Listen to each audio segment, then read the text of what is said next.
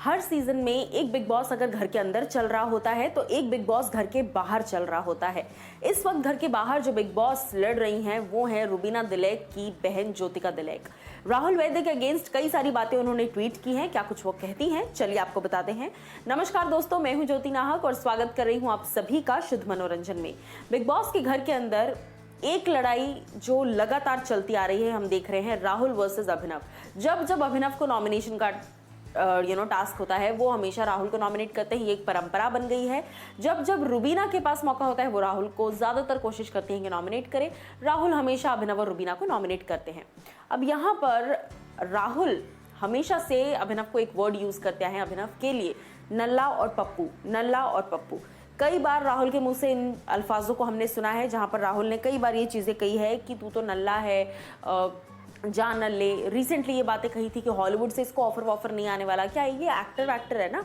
तो जिस तरीके से आप डिग्रेडिंग तरीके से सामने वाले इंसान के लिए बात कर रहे हैं वो कहीं ना कहीं बहुत डिसरिस्पेक्टफुल लगता है। अब सवाल ये उठता है कि इस बात पर ज्योतिका दिलेक का क्या कहना है। ज्योतिका दिलेक जो कि रुबीना की बहन है, ज्योतिका ट्वीट कर कहती हैं, पप्पू को मम्मी की याद आ गई तो घर भाग गया, तो किस मुंह से दूसरों को नल्ला कह रहा है। यहाँ पर राहुल वैद्य को मेंशन करते हुए ये बात कह रही हैं कि खुद आप शो छोड़कर चले गए थे, क्यों? क्योंकि आपको होमसिक फील हो रहा था। तो आप अपने होमसिकनेस की वजह से गेम शो छोड़कर चले गए और आप दूसरे को बार बार नल्ला कह रहे हैं।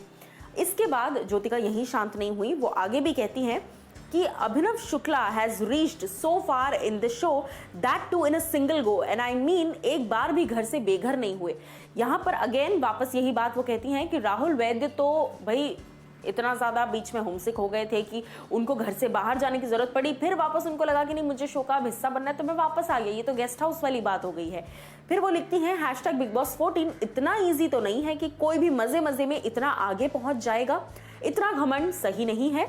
खुद को अपने आप को राजा समझना और दूसरे को खाक, ये चीज बहुत गलत है।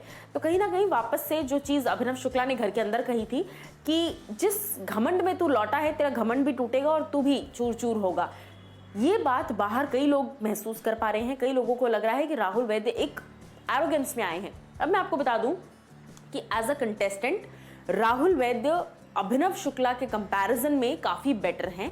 कंटेंट शो को राहुल वैद्य ने कई ज्यादा दिया है, एंटरटेनमेंट शो को राहुल वैद्य ने कई ज्यादा दिया है। लेकिन जहां तक तमीज की बात है, जहां तक एक डिग्निटी मेंटेन करके बात करने की बात है, तो वहां पर राहुल कहीं ना कहीं चूक जाते हैं। जिस तरीके से वो अभिनव से बात करते हैं वो एक्चुअली काफी डिग्रेडिंग है। अभिनव ने कभी राहुल वैद्य की सिंगिंग पर या उनके आर्टिस्ट होने पर मजाक नहीं उड़ाया, तो राहुल को भी उसका हक नहीं बनता। बट जैसा मैंने कहा कि क्योंकि राहुल वैद्य भी बहुत अच्छे कंटेस्टेंट हैं और वो काफ़ी पसंद भी है मुझे, वो काफ़ी अच्छा भी गेम खेल रहे हैं, बट ये चीज़ें कहीं ना कहीं उनको बहुत ज़्यादा नेगेटिव दिखा रही हैं।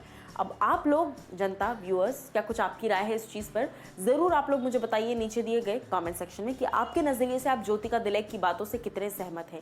क्या सच में राहुल वैद्य कभी कभी over the belt, below the belt हो जाते हैं और अभिनव शुक्ला को जिस तरह की वो बातें कह देते हैं, क्या वो सही है?